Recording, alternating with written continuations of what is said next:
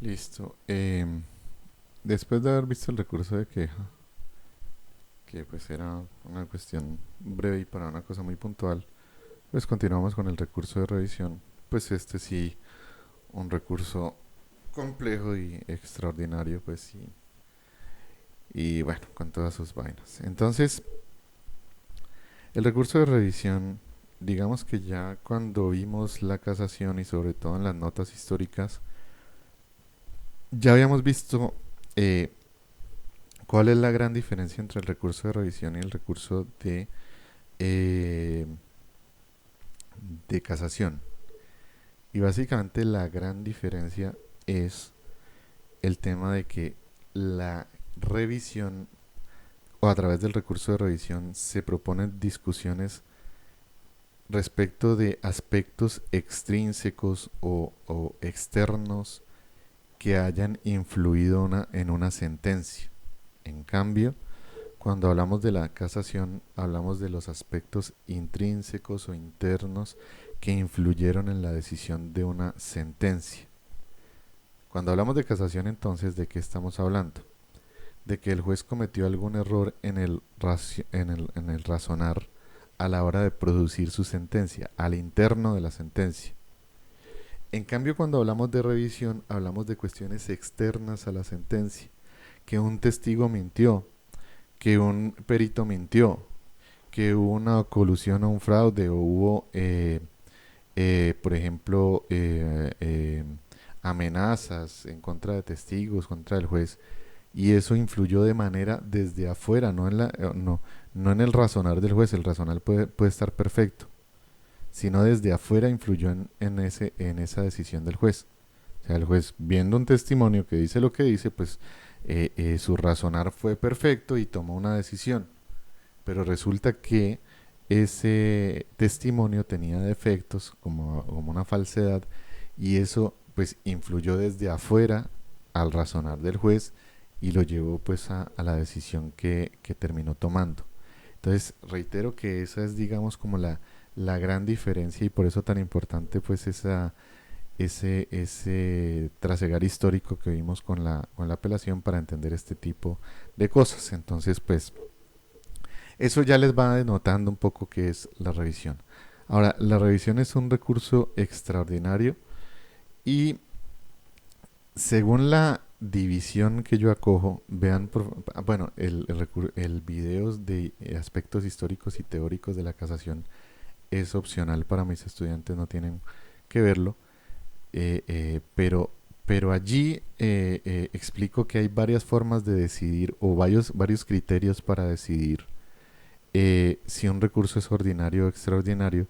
Los criterios son, por ejemplo, si tiene o no causales y como el recurso de revisión y el recurso de casación tienen causales taxativas por los cuales se pueden proponer. Entonces hay algunos autores que dicen, los recursos que tienen causales taxativas son extraordinarios. Entonces en ese sentido la revisión sería extraordinaria, claro.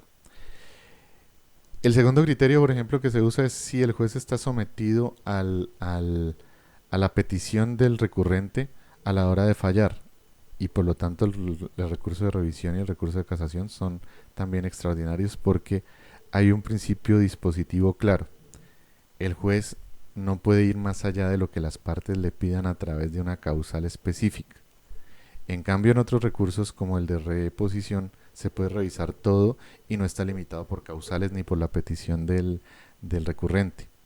Hoy la apelación, miren ustedes que no es que tenga causales, pero los reparos concretos del apelante sí limitan el poder decisorio del juez hoy. Y entonces en ese sentido, si ese fuera el criterio usado, pues entonces la apelación vendría siendo un recurso extraordinario según eso. Pues no creo que sea aceptable. Y el criterio que yo, pues para resumir, el criterio que yo acepto y que me gusta es que los recursos extraordinarios son los que son capaces de tumbar la cosa juzgada. O sea, cuando ya hay una decisión ejecutoriada, si hay recursos que pueden tumbar esa cosa juzgada, pues ese es un recurso extraordinario. Y en ese sentido la casación no sería extraordinaria porque no es capaz de tumbar la cosa juzgada porque la casación se debe interponer dentro del término de ejecutoria así que todavía la providencia no está ejecutoriada. En cambio, la revisión sí sería claramente un recurso extraordinario porque procede ya cuando, mejor dicho, requisito para acabar la revisión es que la decisión que ustedes vayan a, a someter a discusión a través del recurso de revisión esté ejecutoriada. Si no, pues no hay revisión. Así que este sí es un verdadero recurso extraordinario. Mejor dicho, en todas las clasificaciones y por todos los diferentes criterios, siempre el recurso de revisión resulta extraordinario. Así que sobre este sí no hay duda alguna de que es un recurso extraordinario. Lo que sí hay duda, curiosamente, es que en este recurso se duda si en realidad es un mero recurso o más bien es una acción, es un proceso y no un mero recurso. Y la verdad yo solía hace digamos, unos 5 semestres o por ahí, decir que el recurso es un recurso, pero después durante la explicación del recurso había tantas señas de que esto en realidad no es un recurso sino una acción que terminaba diciéndoles la verdad, chicos, después de haber dicho todo lo que dije, no puedo concluir una cosa diferente que en realidad no es un recurso sino una acción. Hoy no doy esa vuelta y de entrada les digo que para mí esto es una acción, es un proceso, no es un recurso. O sea, tiene todas las señas de un recurso. Les doy un ejemplo de entrada, lo veremos ahorita en su oportunidad. Pero un ejemplo de entrada.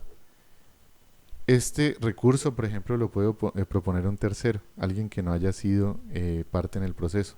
Aquel tercero que se haya visto afectado por una colusión o un fraude puede proponer este recurso. Si eso es así, pues esto ya dejó de ser un recurso porque los recursos son un acto exclusivo de parte. A lo sumo y cuando existía, podía haber recursos de oficio como la consulta que existía, eso ya no existe, y por lo menos en el Código General del Proceso. Eh, y en ese sentido, bueno, podían haber recursos a petición de parte o de oficio del juez, pero recursos por terceros, por ajenos al proceso, eso sí ya es bien exótico, así que esto básicamente sería una demanda que propone ese tercero en contra de la sentencia que se produjo. Y entonces, reitero, eso ya les va diciendo que esto tiene un claro tinte de acción y de proceso más que de un mero recurso. Pero durante la explicación que vamos a ofrecer, iremos viendo esos puntos donde el código nos está señalando que en realidad esto no es un recurso sino un proceso y ahí vamos complementando pues la explicación y la conclusión de que esto es una acción o un proceso en lugar de un recurso. Entonces, ¿qué finalidad tiene el recurso de revisión? Los vicios que se revisan en el recurso de revisión son estrictamente procesales. Es decir, no como en la casación, que en la casación en realidad el principal propósito eran vicios injudicando o vicios de fondo. Acá es al contrario. Acá el principal propósito y el exclusivo propósito más bien es revisar vicios improcedendo, vicios procesales. Entonces, acá muy al contrario de la casación, estamos en cuestiones procesales exclusivamente. Vamos a ver cuando analicemos las causales que todos son asuntos procesales. ¿Y de qué se trata el recurso de revisión? Recuerden que cuando una sentencia tiene ejecutoria, o sea, se notifica y pasan los 3 días y no se propone ningún recurso, o se propone el recurso y pues termina el proceso y se decide el recurso, y este pues queda ejecutoriado también. Ahí la providencia ya está ejecutoriada y recuerden que adquiere cosa juzgada formal o ejecutoria. Y cuando una providencia adquiere cosa formal o ejecutoria, pues hay una presunción de legalidad o de acierto de esa providencia, que no se puede tumbar normalmente. Eh, Sin embargo, como vimos pues en su oportunidad en la casación, el legislador pronto se ha dado cuenta de que hay eventos donde la situación es tan aberrante que la sentencia se basó en hechos abyectos que la sentencia se basó en testigos falsos, en peritos y demás.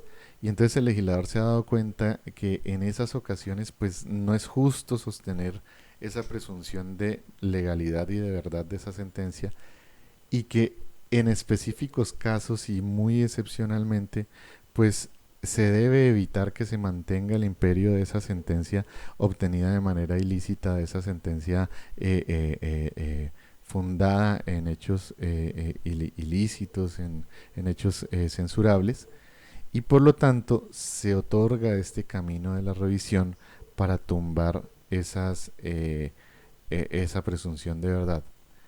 Es decir, aquí no es para que si ustedes no lograron, no es una tercera instancia, eso es claro.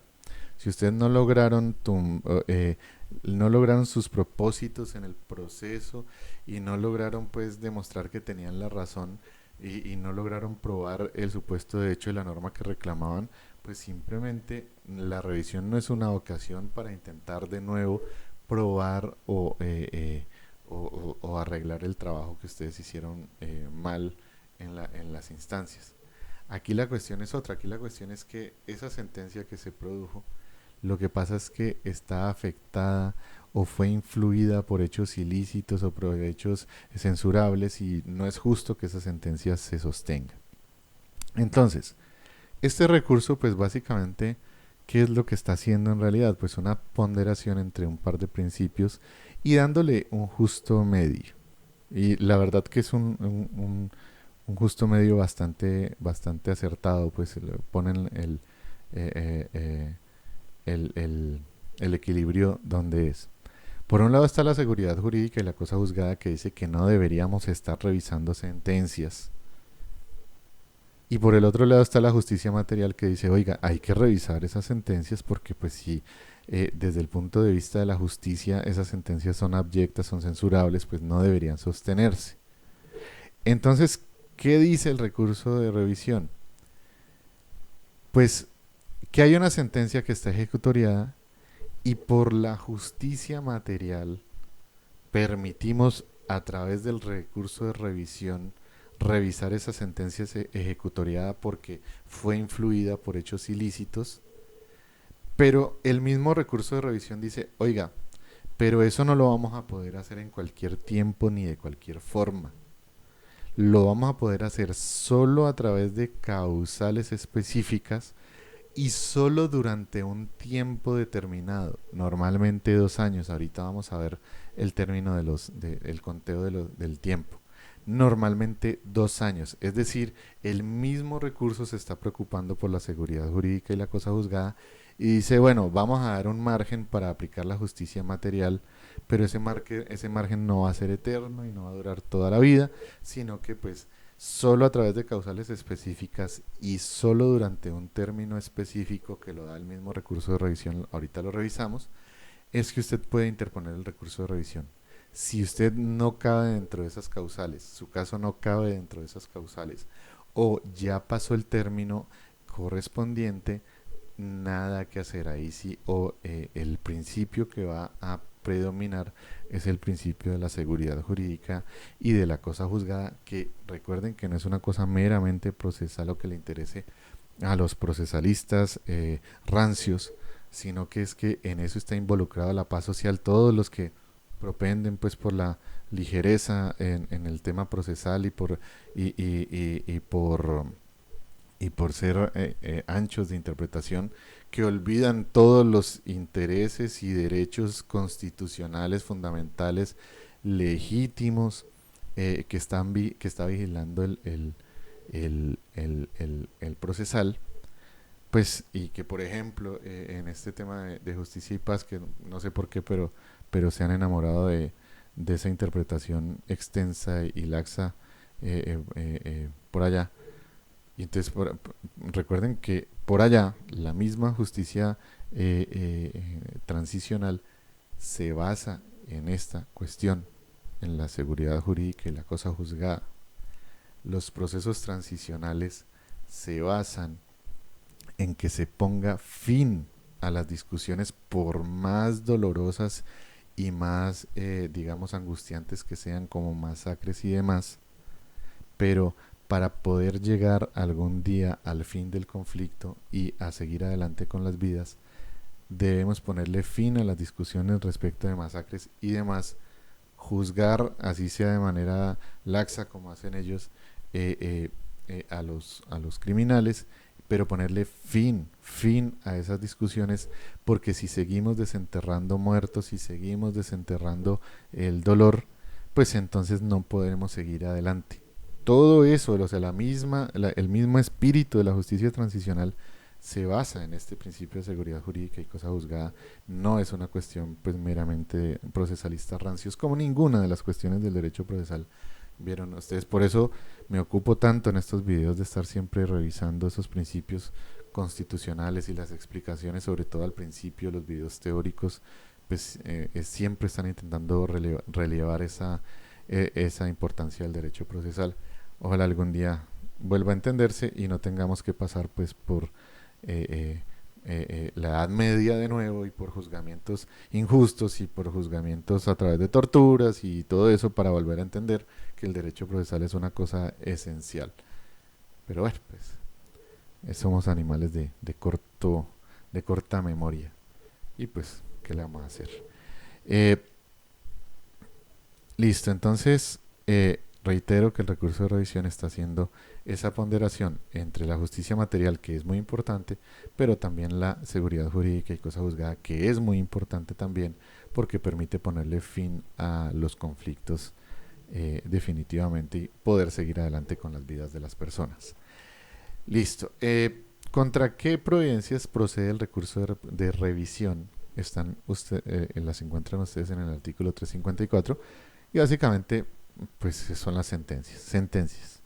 ¿Qué sentencias? Este recurso, digamos, si es un poquito más democrático, si es un poquito más abierto. La casación, con todo lo importante que es, lamentablemente, es un recurso bastante elitista. Lamentablemente, porque la casación es una cosa fundamental. Ya vimos pues las razones, no quiero redundar. Pero el recurso de revisión sí es un recurso un poco más abierto porque procede en contra de cualquier sentencia dictada por el juececillo más chiquitico del planeta o la misma Corte Suprema de Justicia, no importa. Contra esas sentencias, contra cualquier sentencia, procede el recurso de revisión. En este caso, miren ustedes, otra cosa bien importante, sin que importe la clase de procesos. Así que en laudos arbitrales, en ejecutivos, en liquidatorios, en declarativos, obviamente, en cualquier clase de proceso procede el recurso de revisión. Y entonces, pues miren ustedes la amplitud que tiene. ¿Cuál es el único requisito que tiene el recurso de revisión? Que esa sentencia esté ejecutoriada. ¿Qué quiere decir eso? Y de una vez, que está en relación con este último punto, que el objeto de ataque del recurso de revisión es la última sentencia de un proceso. O sea, si en un proceso hubo primera instancia, segunda instancia, e interponen el recurso de revisión, el objeto de ataque es esa sentencia de segunda instancia, que es la que recopila o la que le pone fin a toda la actuación. Ese es el objeto de ataque a través del recurso de revisión, no la sentencia de primera instancia. Ojo, esto es una interpretación de López Blanco, pero a mí me parece bastante acertada, porque precisamente la sentencia de primera instancia, ¿qué fue lo que no tuvo? Ejecutoria, porque solo cuando se dio la sentencia de segunda instancia hubo una ejecutoria, y es esa sentencia que además es la que recopila toda la discusión, es la que es objeto de ataque. La primera sentencia, la forma como la discutieron o la pusieron en duda es a través del recurso que le hayan interpuesto, el recurso de apelación, por ejemplo. Y ya se dio esa discusión. Entonces, cuando sale la sentencia de segunda instancia, pues reitero, el objeto de ataque es esa última sentencia dictada y es la que pues ya adquiere ejecutoria y es la que ya pues decide definitivamente el conflicto y respecto de la cual pues se puede tramitar posteriormente el recurso de revisión. Entonces, solo proceden contra sentencias que estén ejecutoriadas y solo en contra de la última sentencia dictada en el proceso. Claro, si hay procesos de única instancia, pues la última sentencia pues será la única sentencia que haya. Entonces, pues en ese caso no hay ningún lío. Simplemente La última sentencia, así sea la única sentencia en su proceso. Y este recurso, miren, tiene, volviendo al tema, no es bastante amplio. Miren ustedes que no es necesario agotar todos los recursos ordinarios para después ir a la revisión. Es decir, este recurso no es subsidiario. Ustedes pueden, simplemente se dictó la sentencia de primera instancia y no la apelaron, eso no cierra las puertas de la revisión. O si la apelaron y después se tramitó y no interpusieron la casación, después eso no cierra las puertas de la revisión. La revisión no es un recurso subsidiario. Así que simplemente lo que requiere es una sentencia ejecutoriada por la razón que sea. O porque no interpusieron recursos o porque los interpusieron y ya se decidieron por la razón que sea. Procede la revisión cuando exista esa sentencia ejecutoriada. ¿Qué personas están habilitadas para interponer este recurso? Y ya les decía que esto es una cosa bien curiosa del recurso de revisión. ¿Quién tiene capacidad para interponer el recurso de revisión? Lo primero y lo más obvio, pues las partes que intervinieron en el proceso, pues obviamente pues tienen el recurso de revisión disponible. Pero la causal sexta del recurso de revisión tiene una cuestión bien curiosa y es que cualquier persona que se haya visto afectada o perjudicada con la maniobra fraudulenta que se dio dentro del proceso también tiene legitimación para el recurso de revisión. Por ejemplo, una maniobra fraudulenta que ya vimos en su ocasión, por allá con la explicación del llamado de oficio, cuando el señor está embargado por todos los bancos y la señora esposa lo demanda en alimentos no porque el señor no responda por la familia, porque es bien responsable por su familia, sino porque para obtener una sentencia de alimentos y que esa sentencia, o más bien las medidas cautelares y el embargo de ese proceso de alimentos se ponga por encima del embargo de las deudas del señor. Esa es una maniobra fraudulenta entre demandante y demandado que puede afectar a terceros. Y esos terceros, por ejemplo, si no fueron llamados de oficio, ni siquiera se enteraron del proceso, el proceso ya tiene una sentencia, esos terceros, sin embargo, tendrían a su alcance el recurso de revisión, esos terceros acreedores que se vieron afectados por la maniobra fraudulenta del señor esposo y la señora esposa que se demandaron simplemente para poner un embargo por encima de los embargos del resto. Esos terceros pudieran acudir a esta causal sexta de revisión e interponer el recurso de revisión si es que no los llamaron y hay una sentencia ya ejecutoriada en ese proceso de alimentos que comentamos. Y entonces miren ustedes que eso ya les va delineando, como dijimos anteriormente, que esto en verdad no es ningún recurso, sino que más bien se parece a un proceso porque no tiene sentido en un recurso que un tercero ajeno al proceso esté interponiendo recursos. Eso pues no cabe dentro de la teoría de los recursos, así que esto ya les va señalando, indicando que este mecanismo no sería un recurso, sino un proceso, una acción. Ahora, ¿qué causales existen para el recurso de revisión y en qué término deben interponer cada causal? Eso lo vamos a leer en conjunto. Eso está separado, si ustedes lo ven, eso está regulado en el artículo 355 y 356. Pero a mí la verdad me parece más fácil para explicar, hablar de las dos cosas a la vez, para que una vez se entienda cada causal, se entienda cuándo se debe interponer el recurso en cada causal. Entonces por eso vamos a hacer la explicación de las causales y de los términos para interponer la revisión según cada causal de manera conjunta. Y entonces, la primera causal de revisión es, por ejemplo, haber encontrado documentos que no se pudieron aportar por fuerza mayor o por hecho de la parte contraria. Un ejemplo de eso ya lo vimos, por ejemplo, por fuerza mayor. Porque, por ejemplo, ustedes tenían un documento en una caja fuerte y hoy esa caja fuerte, gracias a un terremoto, tiene un edificio encima y pues tienen que hoy iniciar el proceso regular, el proceso declarativo de verbal para reclamar algunos derechos que están en esos documentos. Debieron presentar el proceso en su oportunidad. Sin esos documentos, pues porque no pudieron aportarlos al proceso por ese caso de fuerza mayor. Pero después, digamos, le quitaron de encima de la caja fuerte ese edificio, y la caja fuerte, por ser fuerte y ser fina, no le pasó nada, y de hecho tan fina fue que abrió como si nada su puerta y ya pudieron acceder a esos documentos. Entonces, pero el proceso ya había terminado, ya tenía sentencia ejecutoriada. Pues entonces ustedes pueden acudir a este recurso de revisión y decir, mire, el señor juez tuvo que llegar a la decisión que llegó en ese proceso sin la información que consta en este documento. Y por lo, pero este documento no se pudo aportar por fuerza mayor, y por lo tanto a través de este recurso pues reabro la discusión para que se analice lo que dicen estos documentos y el juez llegue a una decisión.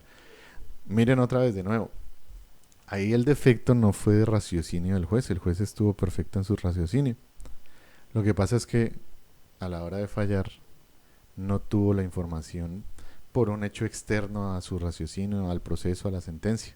Y es que pues hubo una fuerza mayor que no le permitió a la parte demandante, por ejemplo, aportar unos documentos. Entonces, reitero, miren otra vez el carácter de hechos externos que afectan las sentencias, que es de lo que se trata la revisión, en contraposición de lo que se trata o lo que se trabaja en una casación, como lo dijimos hace un rato.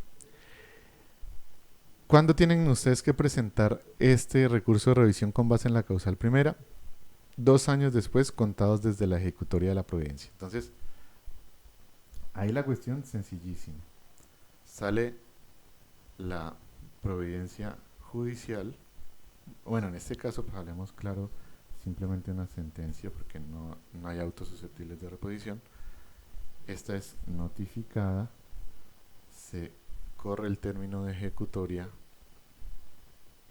y no se propuso ningún recurso, o se propuso y ya se decidió. El caso es que hay ejecutoria en cualquiera de los dos casos, y una vez se adquiera en la ejecutoria, es decir, pasaron estos 3 días para el caso de que no se interpone ningún recurso, allí ya se da la ejecutoria.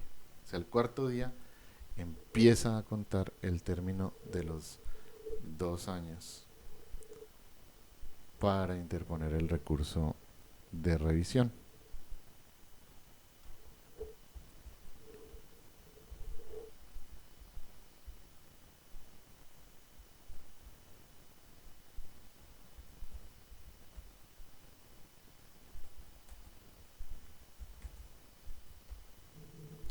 Listo. Entonces, pues en este caso reitero, pues no hay ninguna dificultad en contar esos 2 años. 2 años contados desde la ejecutoria de la providencia. Ejecutoria que se obtenga o porque no hubo recursos o porque habiéndolos ya se tramitaron. Después de eso, contamos 2 años para la revisión.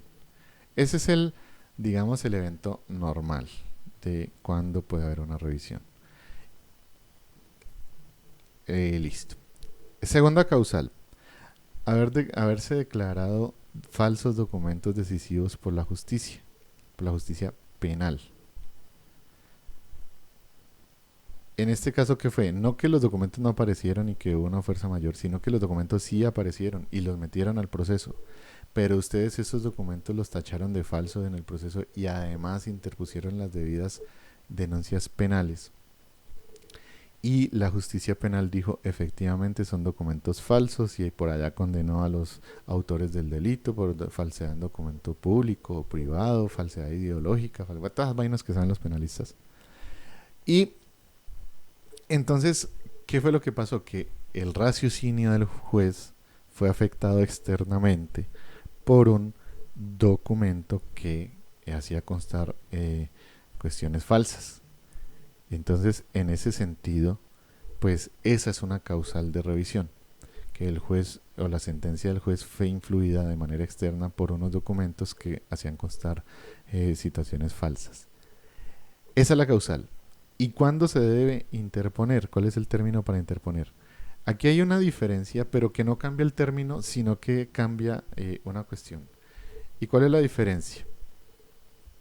Ustedes deben interponer el recurso de revisión dentro, así como lo dijimos aquí. Sale la sentencia, se notifica, eh, obtiene ejecutoria por la razón que sea, porque se interpusieron recursos y se decidieron, o porque no se interpusieron y corre pues el término de ejecutoria. Al siguiente día de la ejecutoria, por la razón que sea, cuentan los 2 años.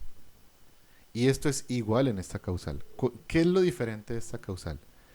Ustedes tienen que interponer el recurso de revisión dentro de los 2 años, pero lo que pasa es que cuando se empiece a tramitar el recurso de revisión y se vaya a dictar sentencia, puede suceder una cosa, y esto es un caso de lo que conoceremos en su oportunidad que se conoce como prejudicialidad. Puede suceder algo, que tramitaron todo el recurso de revisión y todavía no, el juez penal, no, y ustedes saben cómo funciona la justicia penal en este país, lamentablemente.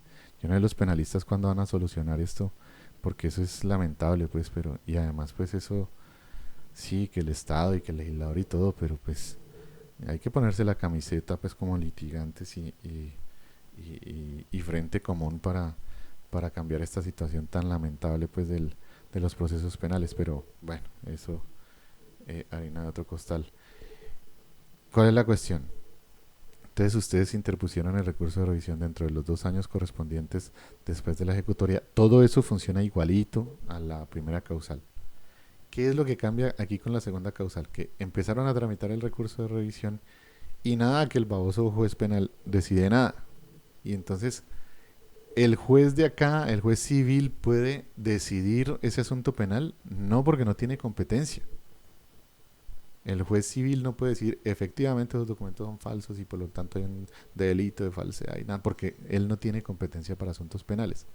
Entonces, ¿qué es lo que tiene que hacer cuando va tramitando este recurso y todavía no hay sentencia en lo penal? Y tienen que esperar esa sentencia porque este juez civil no tiene competencia para ver de esos asuntos penales. ¿Qué va a tener que hacer? Suspender el trámite de la revisión. Suspende. Ay, Dios. Eh, Suspende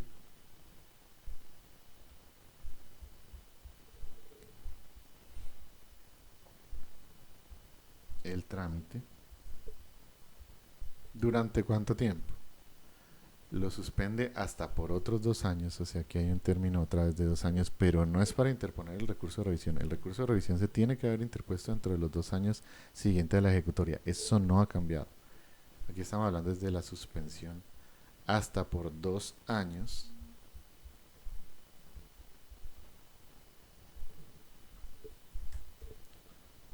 Hasta por 2 años. Epa, 2 años. ¿Para qué? ¿Para qué se suspende este recurso, más bien este proceso de revisión? Para esperar a que el juez penal decida.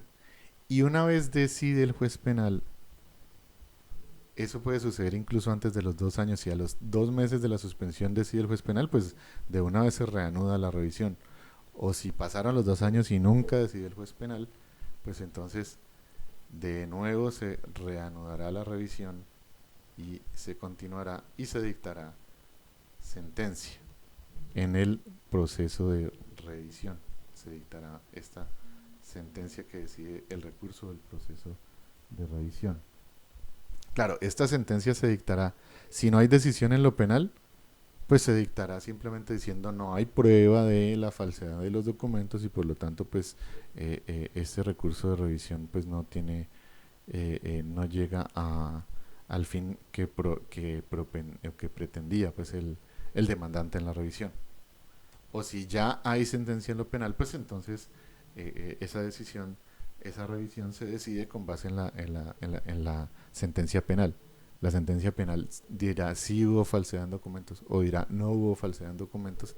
Y según eso, pues esta sentencia que decide la revisión pues se tomará en cuenta y se tomará la decisión que corresponda.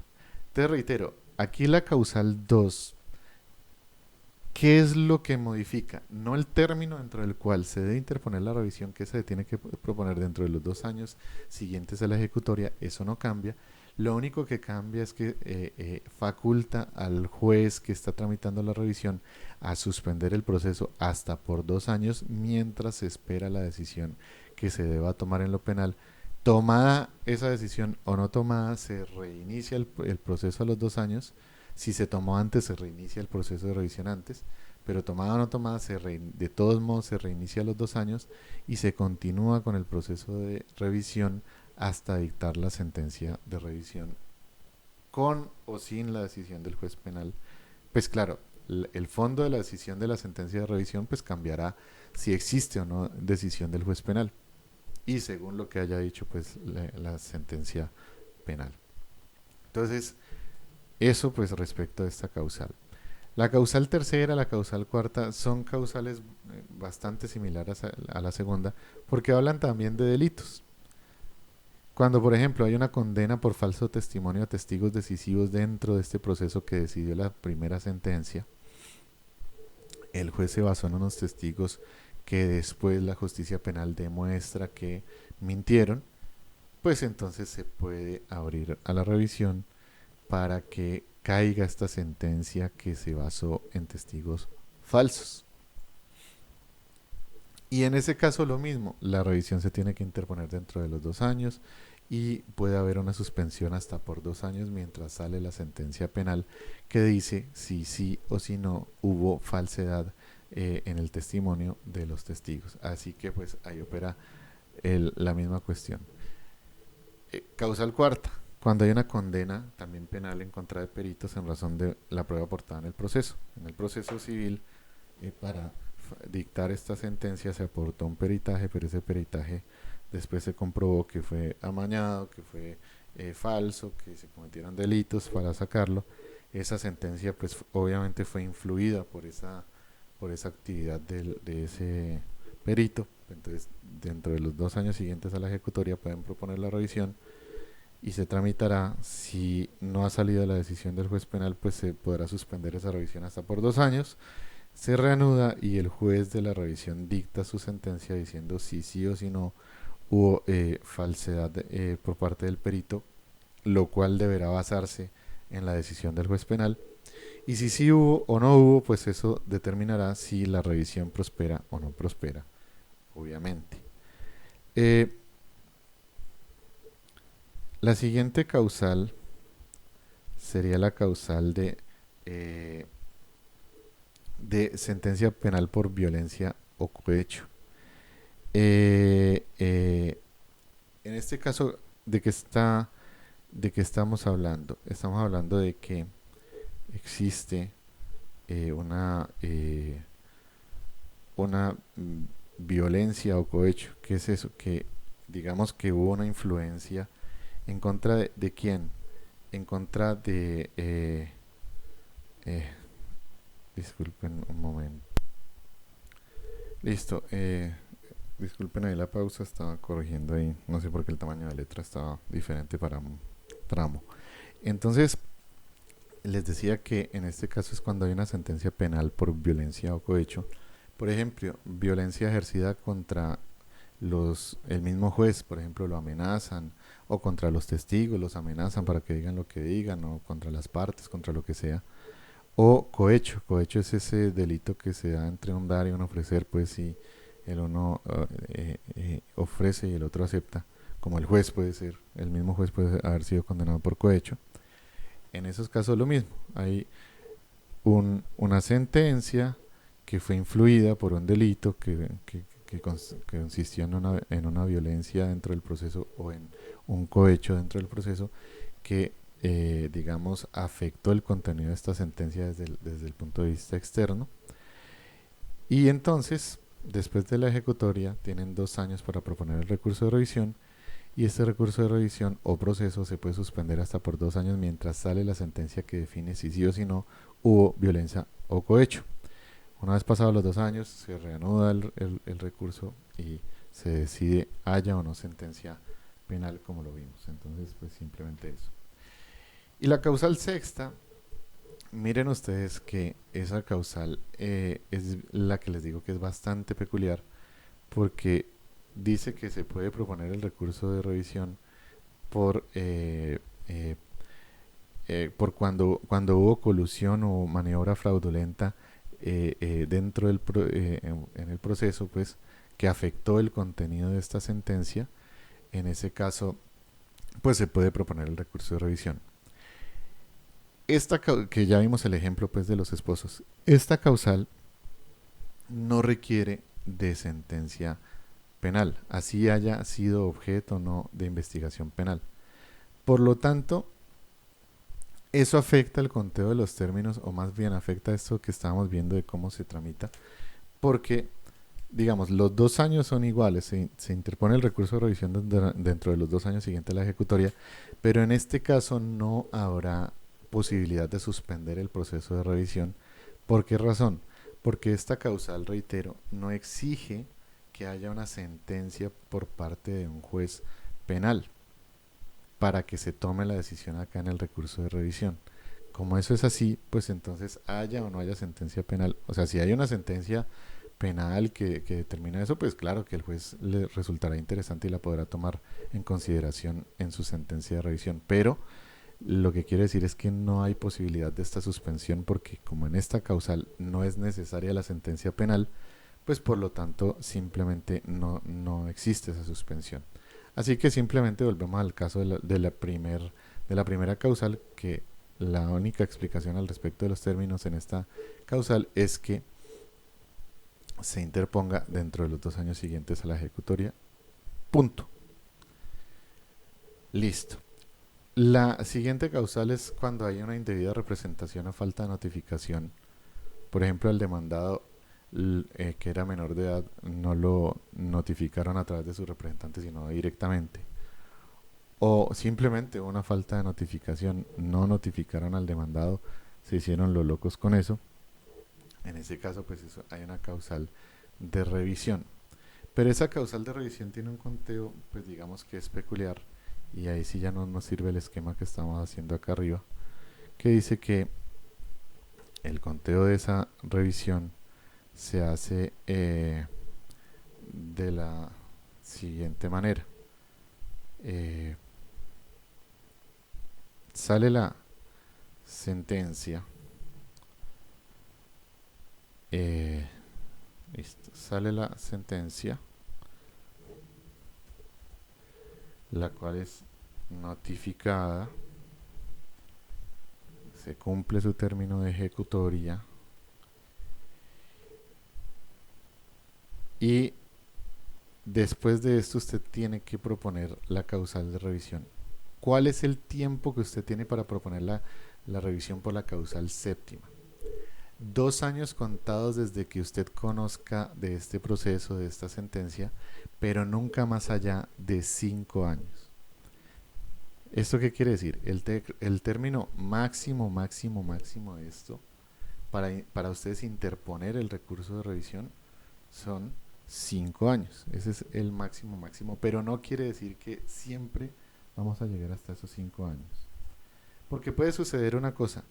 Salió esta sentencia ejecutoriada y usted se enteró aquí mismo, de una vez. Se enteró el primer año. ¿Cuánto tiempo tiene usted para interponer el recurso de revisión? Porque ya conoce que existe esta sentencia. Por ejemplo, le llegaron a su casa y le dijeron, buenas, venimos a hacer una diligencia de entrega. Ahí usted claramente se está enterando que existe una sentencia. Desde allí vamos a contar 2 años.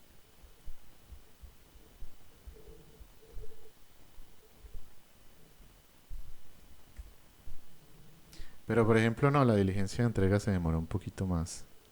Y usted la diligencia, pues solo es un ejemplo, no quiere decir que siempre haya que haber una diligencia de entrega, ¿no? Es un mero ejemplo. Se demoró un poquito más y, y no vinieron al año, sino a los 2 años. Entonces, de allí en el segundo año, Usted se enteró.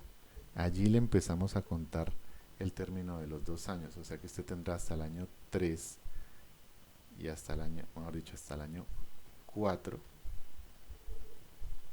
para proponer el recurso de revisión.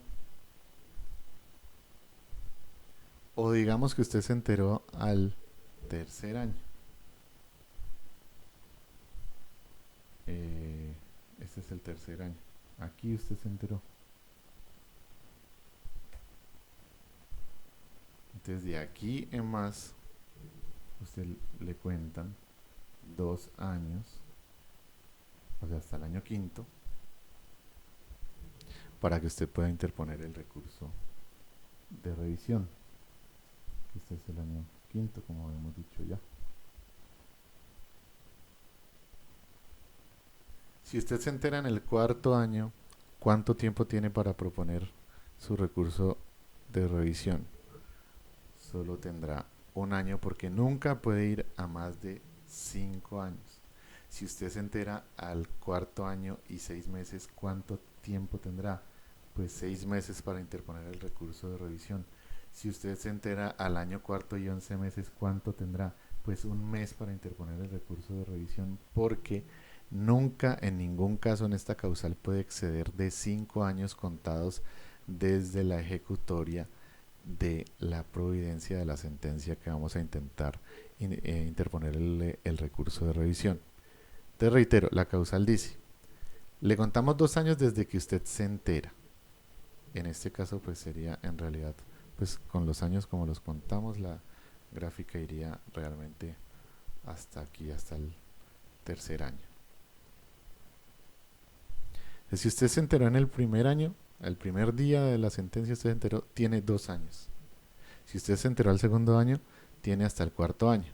Si usted se enteró en el tercer año, tiene hasta el quinto año.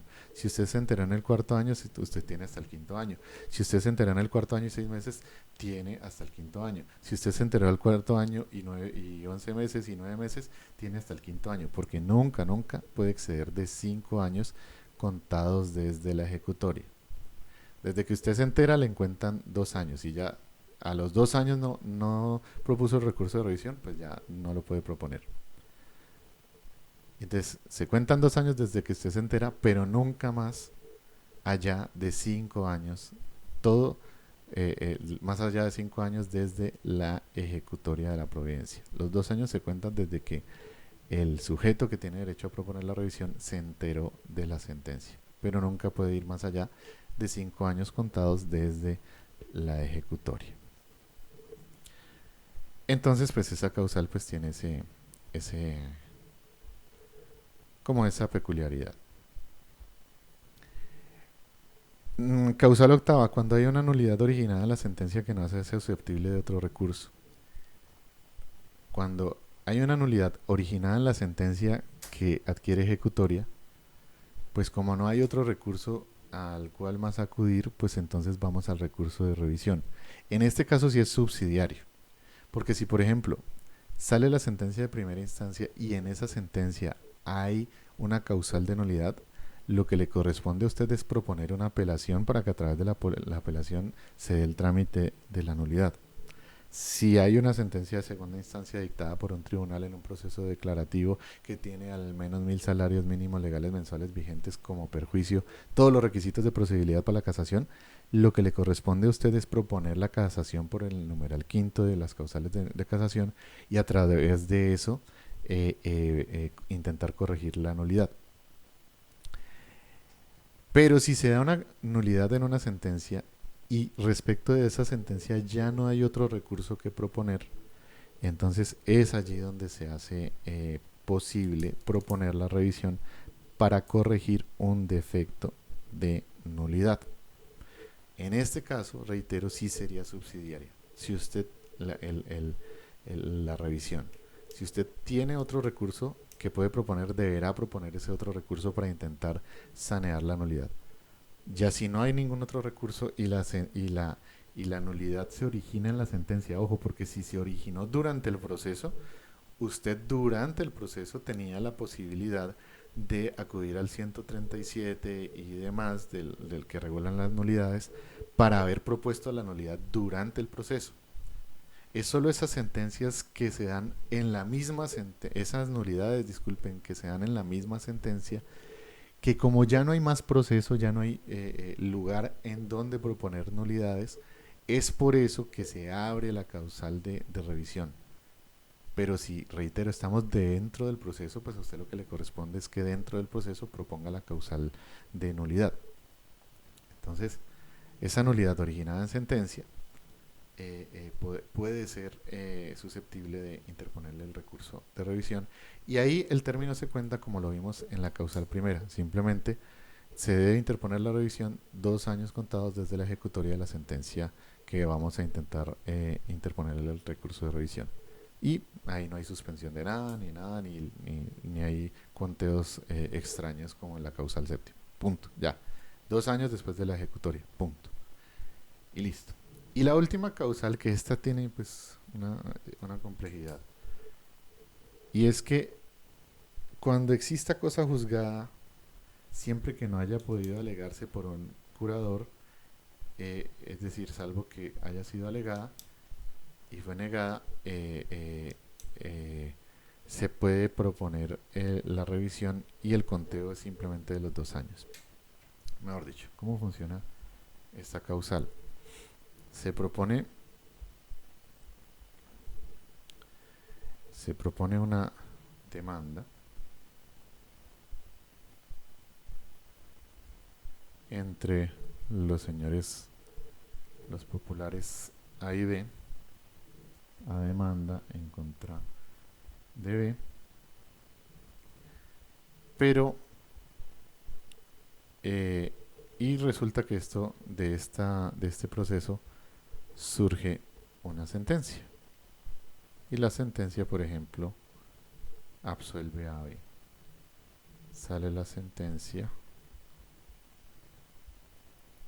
y absuelve a B.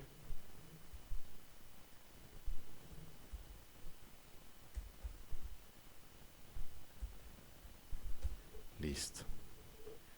A, herido pues en su orgullo, vuelve y demanda entre las mismas partes, con el mismo objeto, con la misma causa, es decir, un segundo proceso. Y en ese segundo proceso ustedes saben que uno pudiera decir. Pudiera decir cosa juzgada. Entonces, A demanda a B por la misma causa, el mismo objeto, es decir, hay una cosa juzgada. Pero digamos que de manera fraudulenta o no fraudulenta, como sea, A en esta ocasión no notifica directamente a B, personalmente a B. De hecho, puede que no lo haga precisamente para que B no se defienda, para que no venga a decir cosa juzgada. Entonces no lo notifica directamente, sino que inicia el trámite del emplazamiento para notificar a B a través de un curador ad litem. Y entonces, a través de curador ad litem,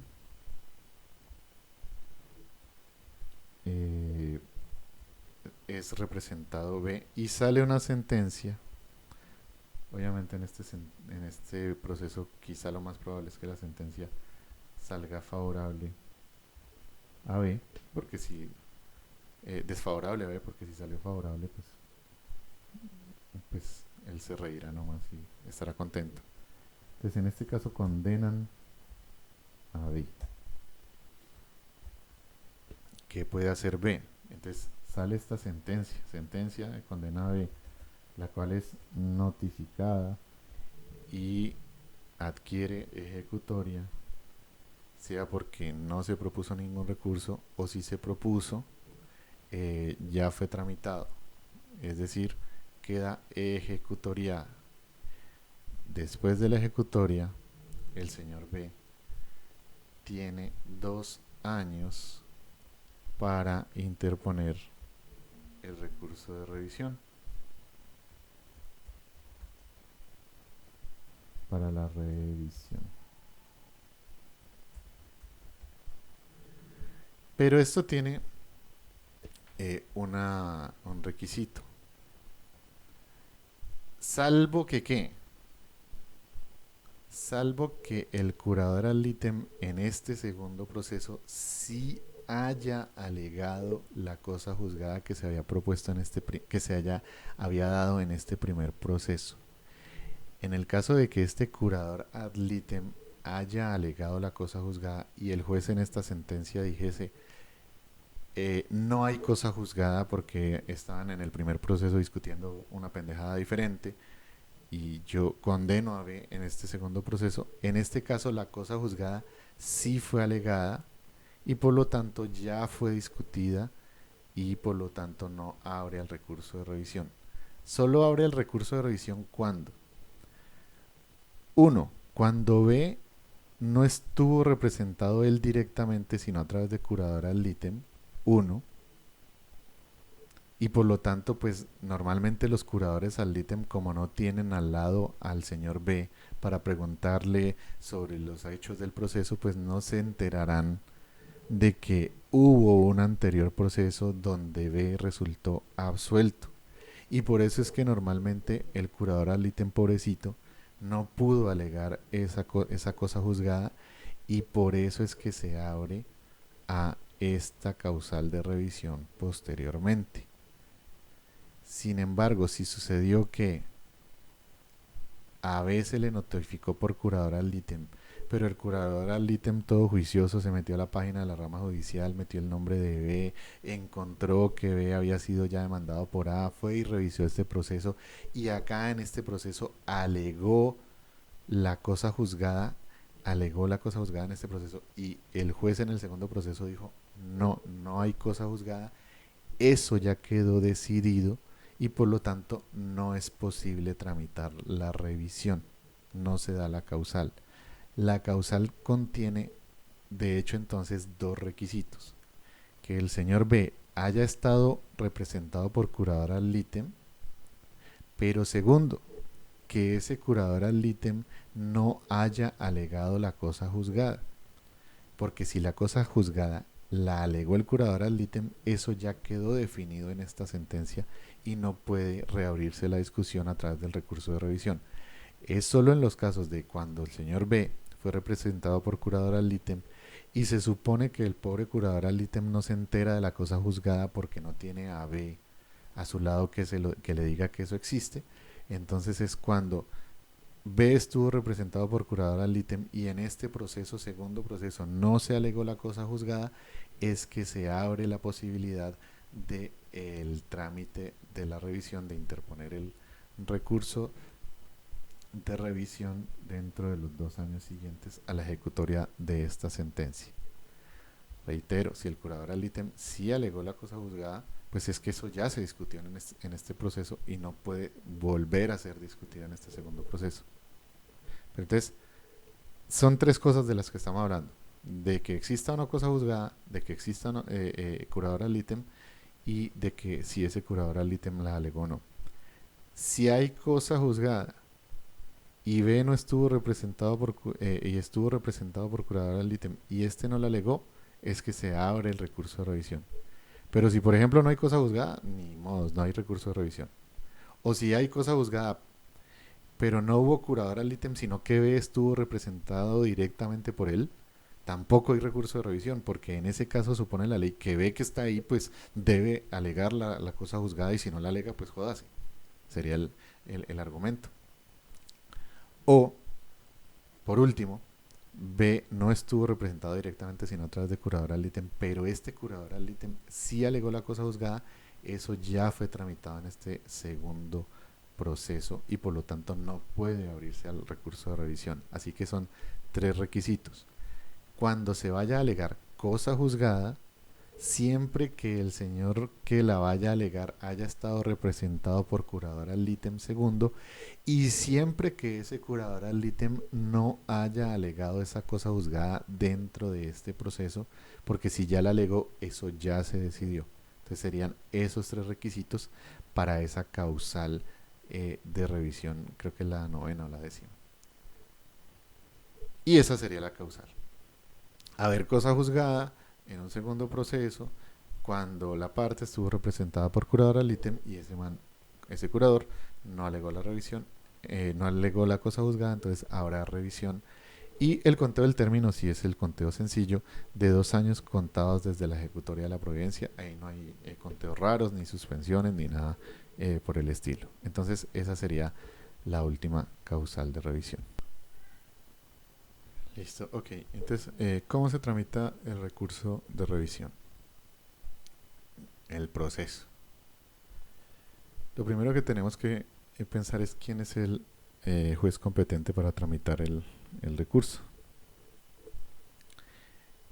El recurso lo tramita o la Corte Suprema de Justicia o los tribunales, dependiendo de quién haya producido la sentencia a someter a escrutinio. Si la sentencia la produjo un juez municipal o un juez de circuito, el competente para la revisión es el tribunal que sea superior de ellos. O sea, el juez municipal de Cali o juez municipal de circuito de Cali, pues eso irá al tribunal de Cali.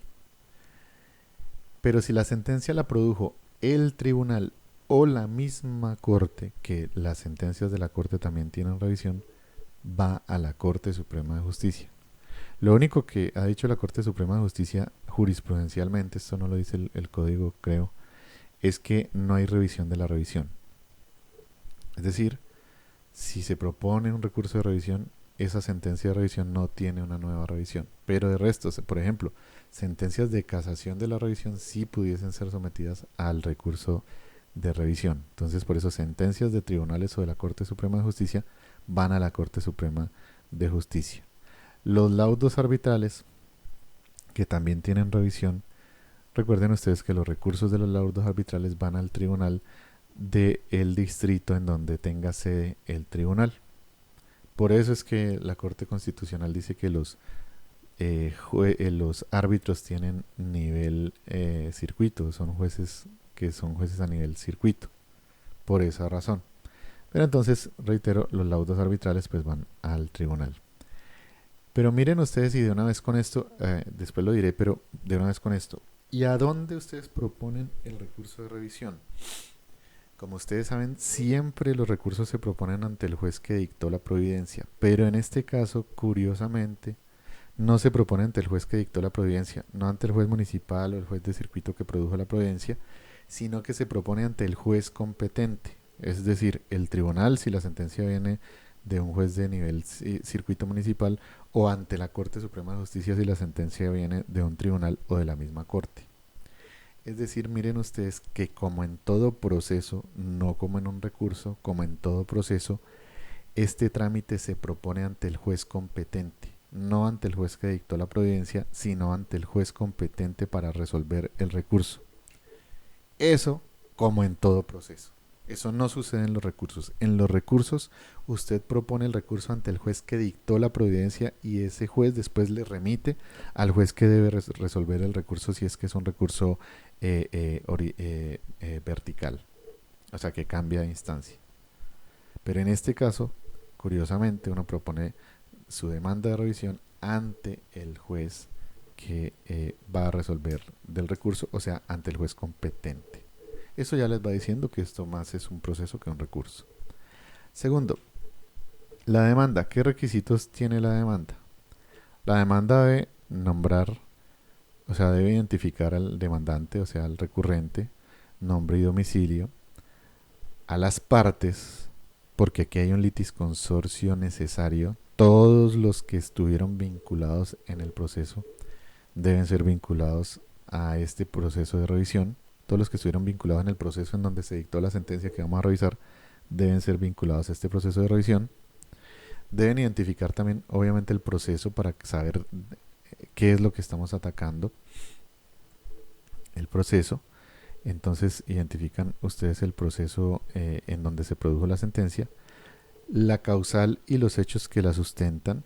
O sea, ustedes recuerden que esto es un recurso que solo va a través de causales taxativamente las expuestas, las que vimos en su oportunidad, los hechos que sustentan esas causales, la petición de prueba como en cualquier otro proceso, porque pues vieron ustedes que todas esas causales normalmente están basadas en hechos, entonces hacen una petición de pruebas y como en toda una demanda se hacen o se deben aportar anexos y los anexos son los mismos de cualquier otra demanda.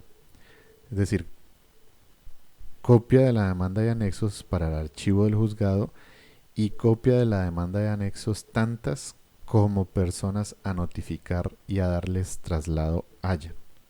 Pues si son dos los demandados o tres los que intervinieron en el proceso, pues a cada uno deberá, para cada uno debe haber una copia de demanda y anexos y además una copia de demanda y anexos para el archivo del juzgado.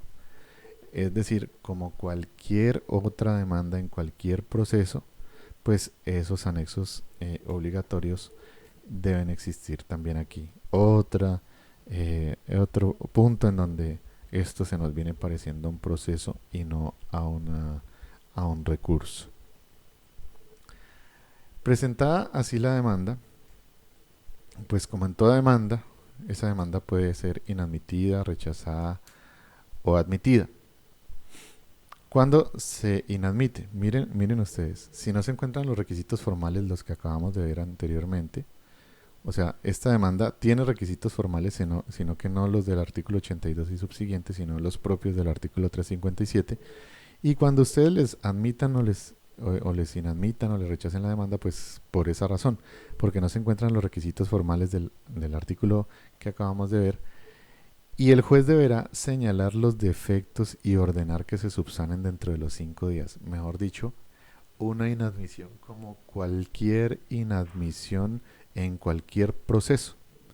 Miren ustedes que la inadmisión de la que hablamos en el recurso de casación, esa no era ninguna inadmisión, eso es falso, es un rechazo de la demanda de casación.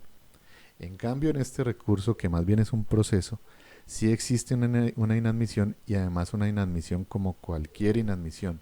O sea, les inadmiten la demanda por defectos formales para que ustedes dentro de los 5 días siguientes subsanen el, el, el, el, el defecto que el juez les haya ordenado. El juez además puede rechazarles esa demanda. ¿Por qué razones? Casi que por las mismas causales que vimos en el rechazo de una demanda normal. Es decir, porque inadmitida en el caso anterior, ustedes no corrigieron los defectos dentro de los 5 días siguientes. Esa es una causal de rechazo de cualquier demanda.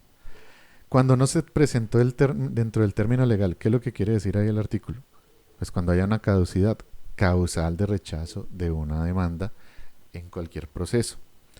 Y tercero, esta es una causal de rechazo propia de este proceso de revisión, no de los demás procesos, cuando no se formuló por persona legitimada, es decir, cuando no hay legitimación en causa. Es decir, cuando no se propuso por las partes dentro del proceso, salvo la causal 6 que le permite a terceros ajenos al proceso demandar.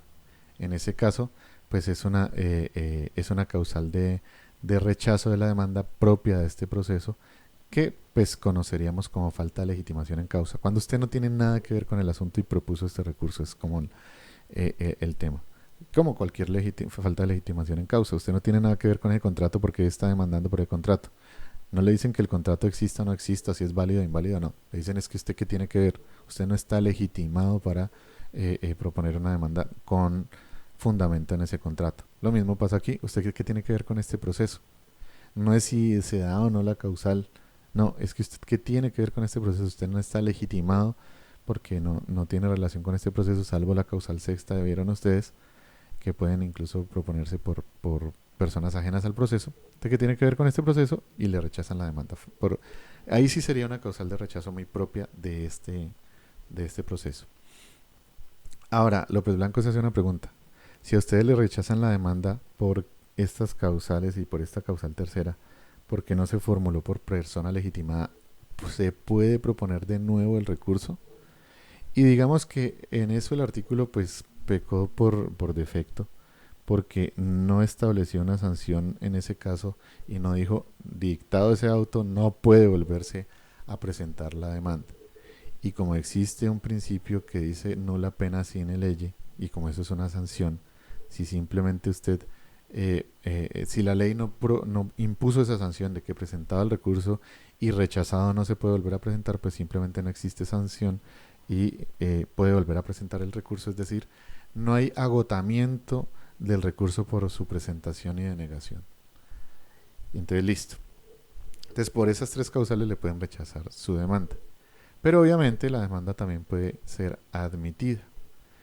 Si se encuentran los requisitos de la demanda, se admite y se solicita el expediente a la oficina en donde se encuentre el expediente. O sea, de una vez, de entrada, les van diciendo eh, eh, que se admite la demanda, pero de todos modos necesitan el expediente para ver qué fue lo que sucedió en ese proceso. Entonces, evitando trámites ulteriores innecesarios, se dice admítase la demanda y en ese mismo auto admisorio se ordena que se allegue el expediente a la oficina en donde se encuentre. Si está en el juzgado, pues todavía, o si está en archivo, pues en el archivo, a la oficina en donde se encuentre para que remitan el expediente y se pueda realizar la revisión. Eh, este recurso, sin embargo, bueno, en otro tema más bien, este recurso siempre va en el efecto, o sea, miren cuando la ley dice esto, en ningún caso se suspende el cumplimiento de la sentencia. Ahí les está diciendo el código cuál es el efecto de este recurso. Les hago la pregunta, ¿cuál sería el efecto de este recurso según lo que acaba de decir el código? Y obviamente el efecto sería el efecto devolutivo. Es decir, se sigue adelante con la ejecución de la providencia y si es el caso, pues tocará devolvernos si es que el recurso de revisión es próspero. Y por lo tanto, en este caso siempre deberán expedirse copias para que se tramite el recurso de revisión con el expediente y las copias se queden en el juez de primera instancia y pues este juez desarrolle el proceso ejecutivo a continuación. Entonces, reitero el efecto y para que ustedes entiendan bien este tema, pues tendrán que repasar el tema de los efectos. Vayan al video de apelación donde están explicados los efectos. En este caso sería el efecto devolutivo y entonces pues deberán haber copias necesariamente porque van a haber dos tramitaciones paralelas, el recurso de revisión por un lado y el ejecutivo por el otro. Entonces deben haber copias, las copias se quedan ante el juez que realiza la ejecución y el expediente se va al juez que va a realizar el proceso de revisión. Dictado entonces el auto que ordena remitir el expediente, entonces ustedes deberán dentro de los 10 días siguientes pagar copias. Aquí hay una excepción a la regla general que las copias siempre se pagan dentro de los 5 días siguientes al auto que ordena expedirlas. Pues en este caso hay una regla especial. La verdad no entiendo para qué existe esa regla especial. O sea, siempre me fastidian esas normas que hacen excepciones sin un sentido práctico. Y si no, debería existir la regla general para que esto fuera más comprensible y más sencillo de entender por estudiantes y por jueces y por abogados y por todo el mundo. Pero bueno, aquí hay una excepción y entonces pues se pagan copias dentro de los 10 días siguientes a que se ordena la remisión de ese expediente, que esa remisión siempre implica que se remite el expediente y se dejen copias para que se siga adelante la ejecución, que se continúe tramitando la ejecución.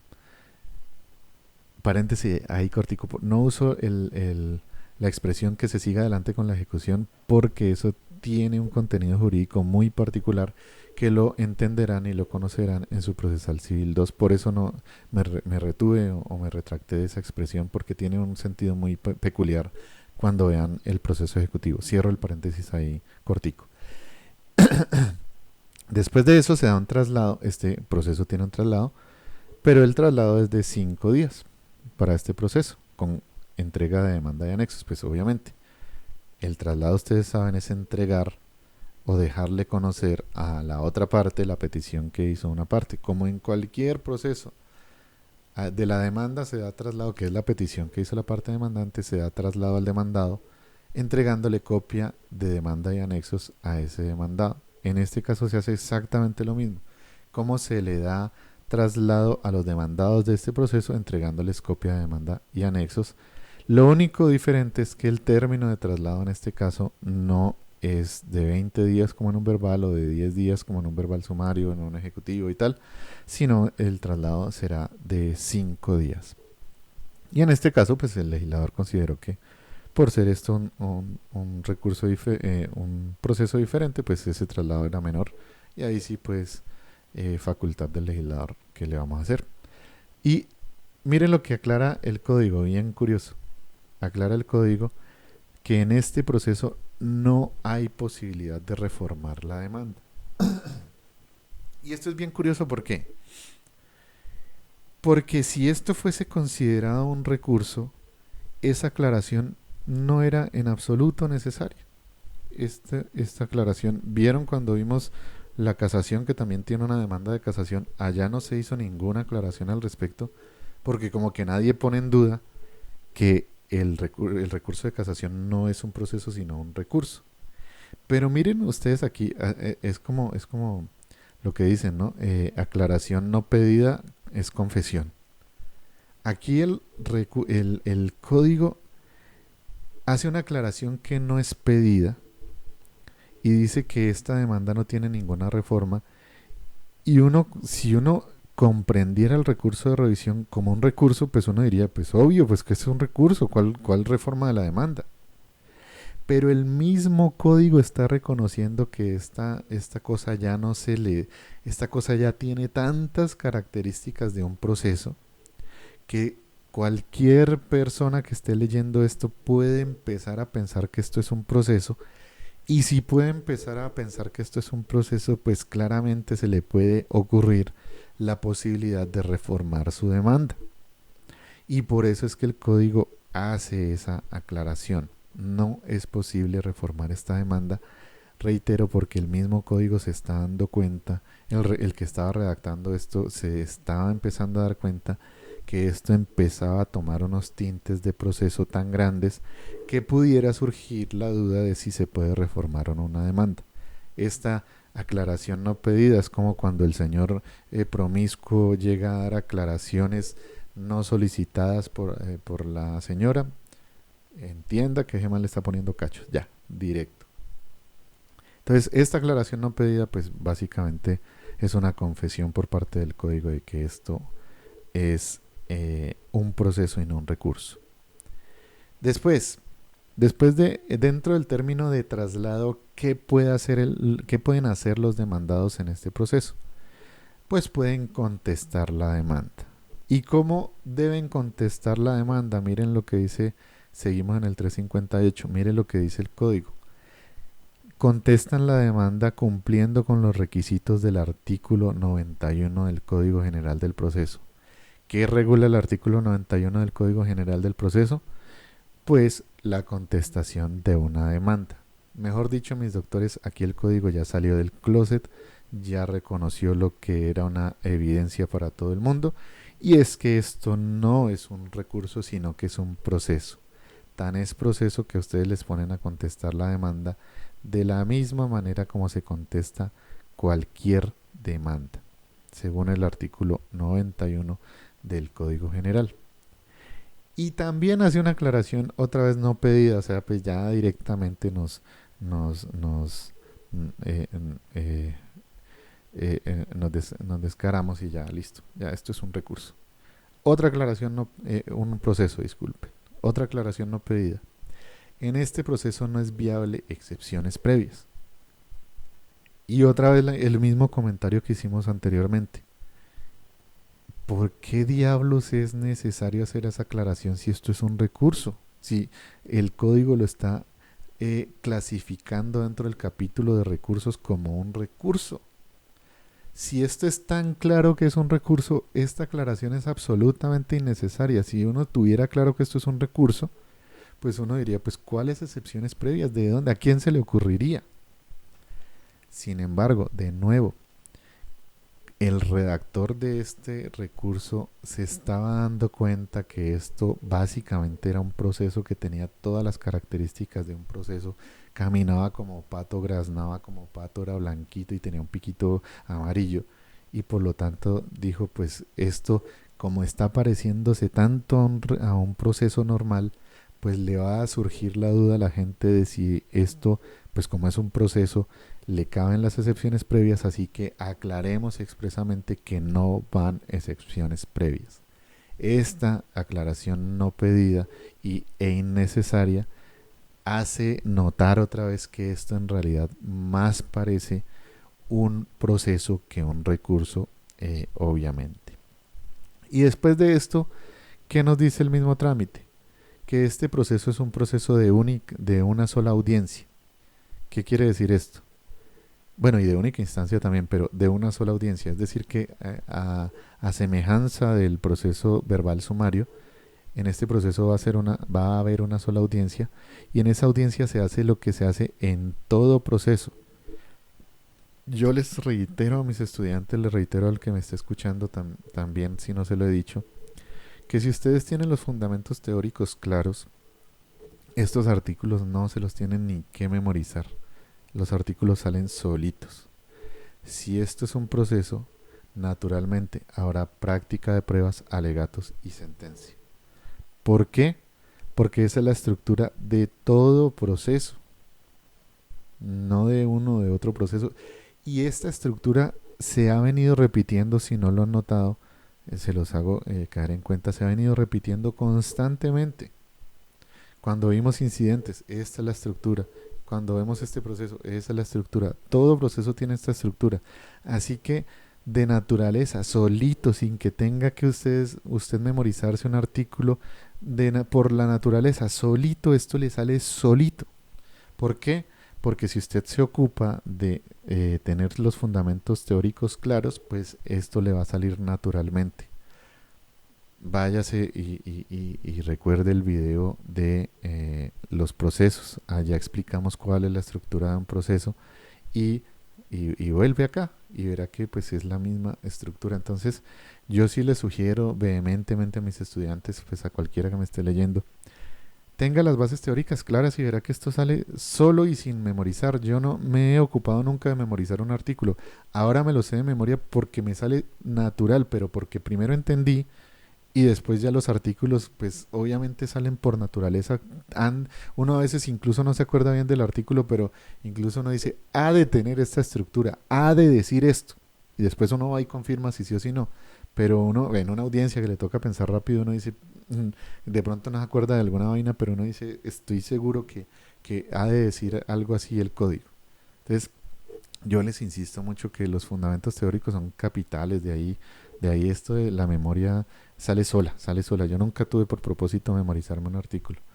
Así me lo exigiera un profesor que no faltó el idiota, pues, pero nunca tuve por propósito esto. Primero, a mí me interesaba entender. Si yo no entendía, después memorizar nunca. No, no me era posible. Yo primero entiendo y ahora sí, si me toca memorizar, lo hago.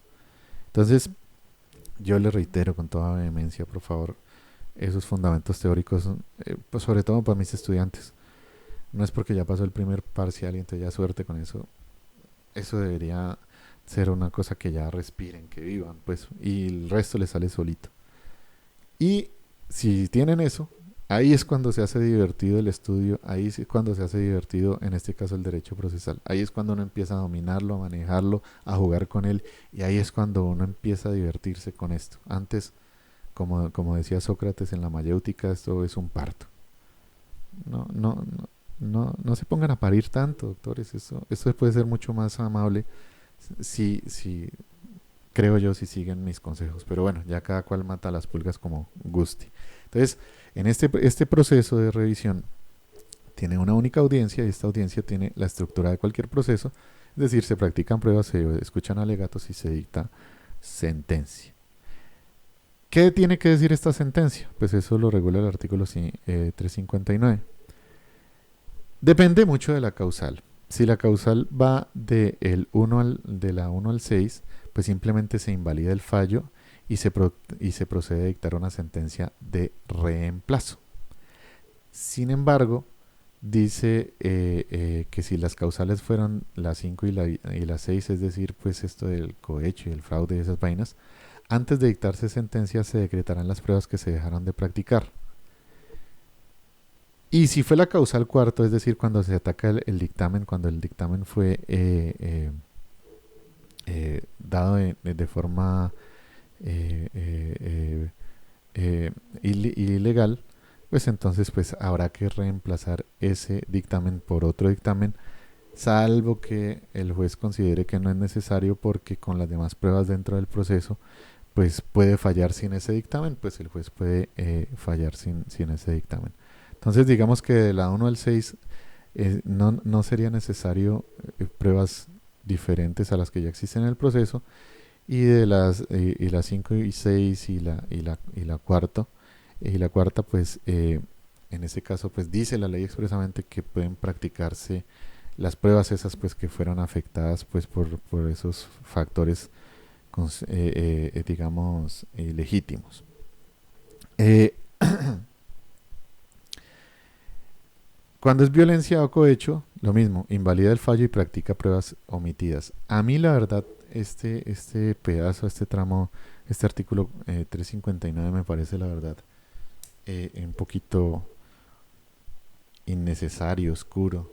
La verdad es que el problema fueron en la mayoría del caso pruebas, pues cuando el problema sean las pruebas, el juez, pues miren lo que dice respecto del dictamen. El juez podrá dictar su sentencia sin el dictamen o podrá practicar otro dictamen. Pues a la final el juez en este tema probatorio está lo que tiene es libertad. Solo en las 5 y en las 6 directamente sí le están diciendo se deben decretar las pruebas que se dejaron de practicar por esas razones. Pero a la final, en realidad lo que le están diciendo al juez es que usted es el juez de instancia ahora y pues usted verá si las pruebas que están en el proceso son suficientes o si no, pues practique otras y con eso decide. A mí la verdad me parece que este artículo es bastante innecesario.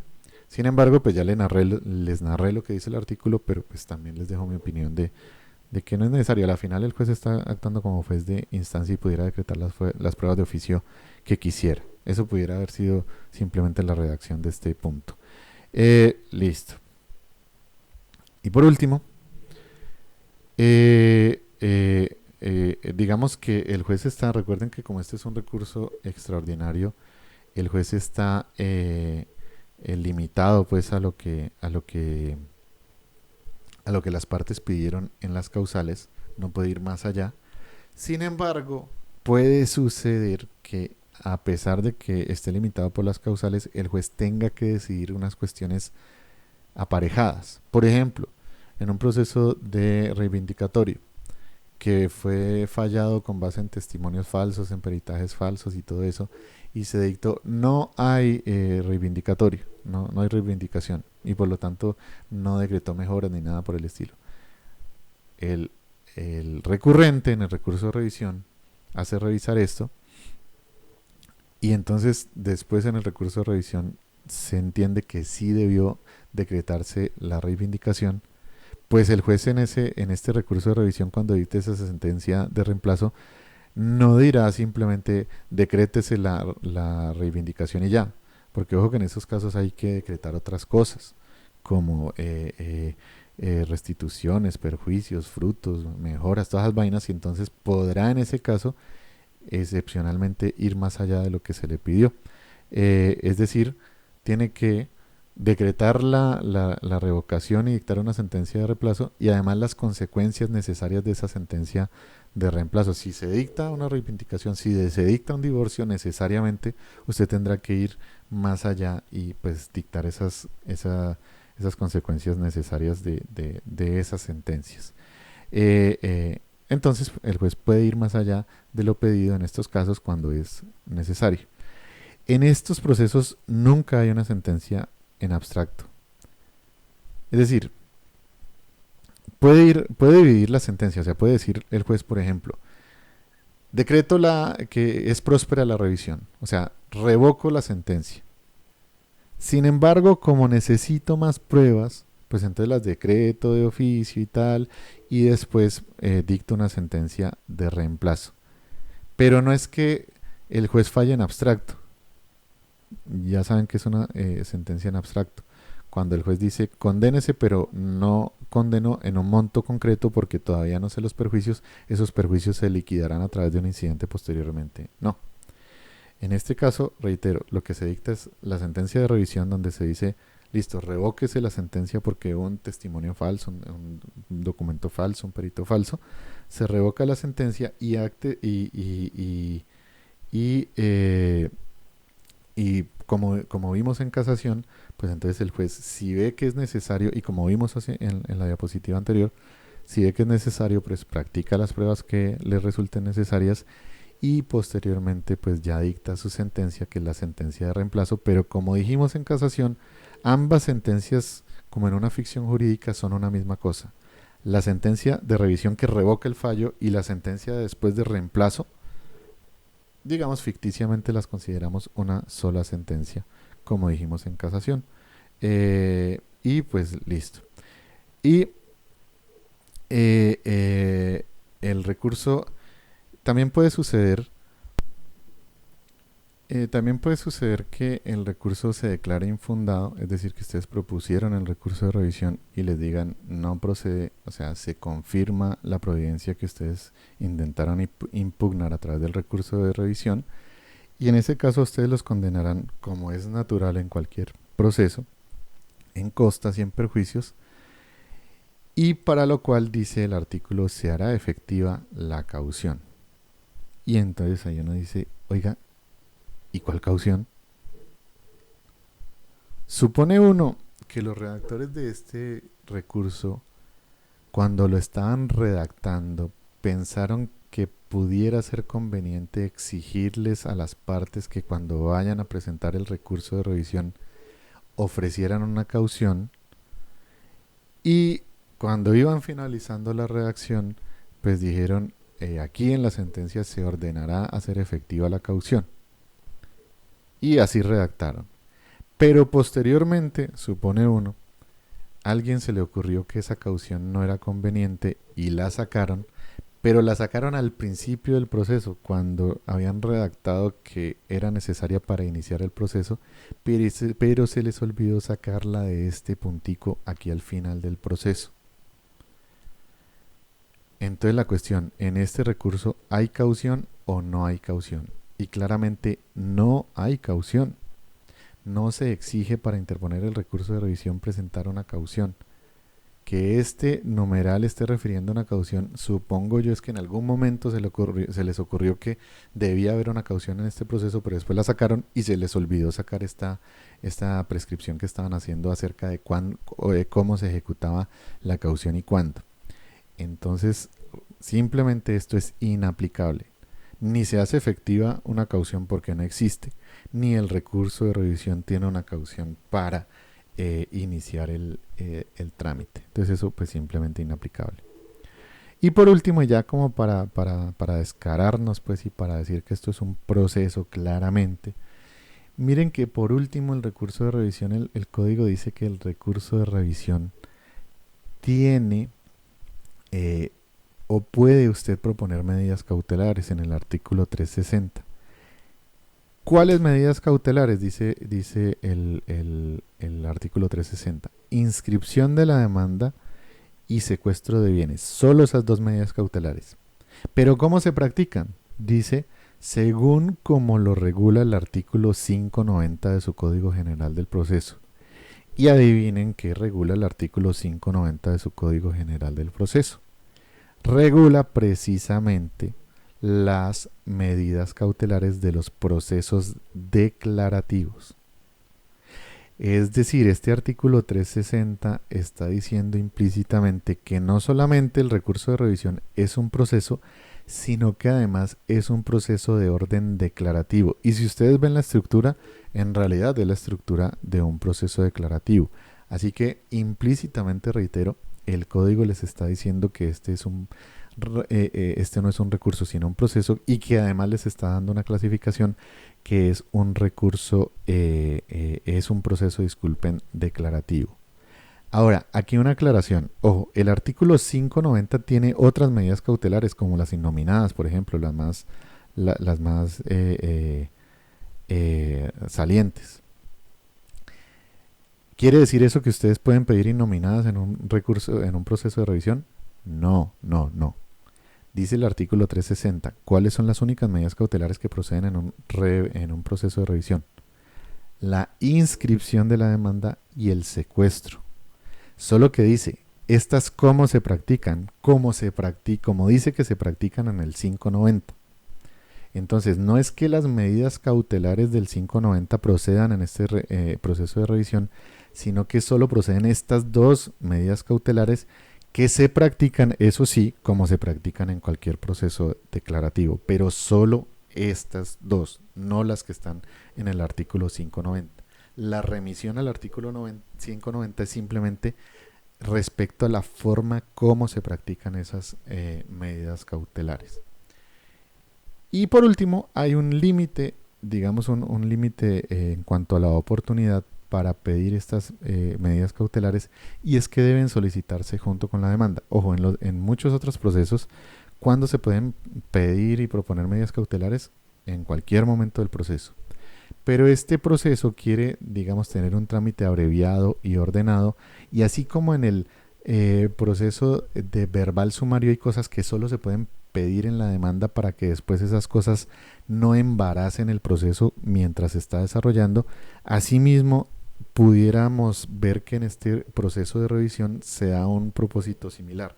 Y es que a usted le dicen que solo puede pedir medidas cautelares al inicio del proceso junto con su demanda, porque después no queremos que usted embarace el proceso, que lo dificulte haciendo estas solicitudes posteriormente. Eso se pide junto con la demanda y se decide en el auto admisorio y punto. Ya después usted no puede proponer nada al respecto.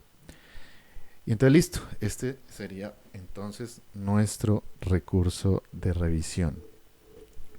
Solo faltaría por ver el recurso de anulación. Sin embargo, respecto de ese recurso no vamos a hacer ningún comentario en este curso, porque resulta pues que eso es un recurso propio de los trámites arbitrales, propio de un proceso especial que se llama en los procesos arbitrales, por lo tanto propio de su clase de procesal civil 2 en algunas universidades, o incluso de clases particulares como mecanismos alternativos, como arbitrales propiamente dichos. Así que eso como tiene que ver con otras clases y no quiero pues meterme con otras clases, por eso pues no lo vamos a explicar aquí. Pero simplemente para que tengan noción que hay otro recurso que se llama el de anulación que procede en contra de laudos arbitrales exclusivamente. Pero reitero, eso pues conviene a clases diferentes a esta. Listo, con eso entonces terminamos el recurso de revisión y además el capítulo de recursos. Nos vemos en una siguiente oportunidad.